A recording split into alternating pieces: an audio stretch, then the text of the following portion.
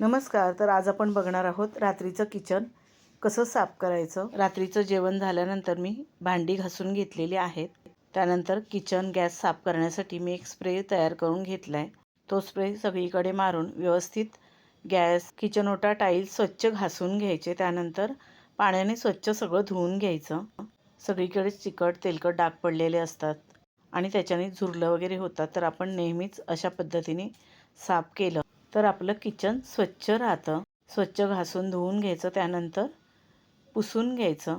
पूर्ण किचन कोरडं करून घ्यायचं. तर अशा पद्धतीने आपण किचन स्वच्छ केलं तर वास वगैरे येत नाही आणि सकाळी आपण किचनमध्ये आलो तर आपलं किचन अगदी स्वच्छ आणि नीटनेटकं असतं.